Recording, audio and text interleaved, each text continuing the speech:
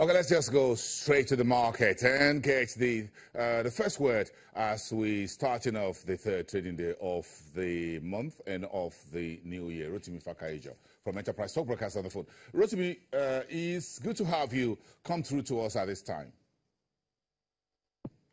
Good morning. Good morning. You sound really upbeat. And let's go straight to the oil and gas sector. Do you think investors are taking the entire petrol prices, whatever, into consideration when you're looking at the movement on these oil majors that are listed on your market?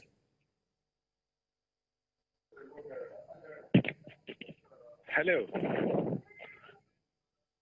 Rotimi, I was asking about the impact of the discussions around the fuel price, the availability of these products, and the price of these oil majors, major oil marketers on our market. Yes, I think there is really no correlation because ordinarily, for now, they're not really doing business because the product is not available and their sales are lower. So invariably, we should have a commensurate pricing of the companies as listed on in the market, but that is not the case. We are just looking at it globally that it should take a more period of time for assessment rather than in the immediate. So that is the reason why the pricing of the oil and gas companies listed on the exchange are not commensurate with what is happening with respect to the availability of products in the market. Okay, I speak to us specifically. The volume that was massive on Owando, 12.522 million yesterday. Look at the trading engine. Where is the offer and bid as we speak? Well, the offer still remains. I mean, the stock still remains on offer. Presently, it is 25.6 million units on offer. And so far today, just about a paltry sum of 124,000 units have been traded. So if I look at the offer, that keeps increasing, meaning more investors want to sell out of these stocks and get out. Exactly. Okay, let's speak to us briefly about the consumer and industrial goods. How do you think investors are pricing in these stocks as we look at the President Buhari's New Year address about massive road, massive rail, and what is going to be done in the power sector?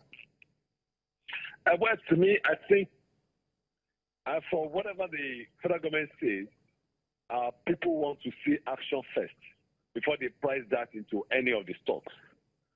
Though yesterday we saw a downward trend in the price of Dangote cement, but to me, I think that is just temporary.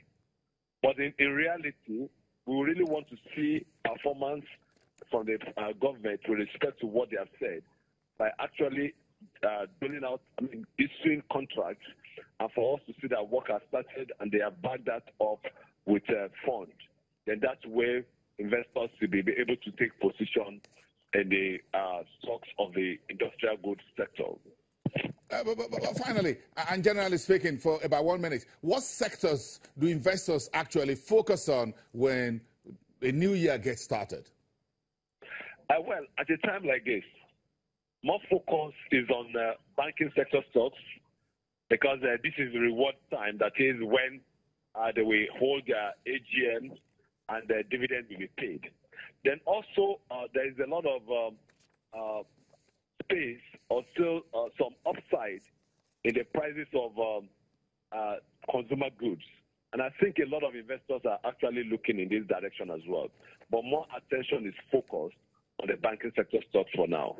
All right, Rotimi Fakaijo from Enterprise Stockbrokers, thank you very much for your time. The final seconds of the show today, Chapel Hill Denham Infrastructure Debt Fund listed on the FMDQ OTC Securities Exchange will today, the 4th of January, pay #4 per unit to the bond holders. That will bring the aggregate total payment since June 2017 when this NIDF was floated to ₦8.60 to unit holders. That is the news today. Wrapping up the show. Thank you, everyone. Let's be back tomorrow, Friday, the first Friday and the first weekend in 2018. We'll be right back in 24 hours.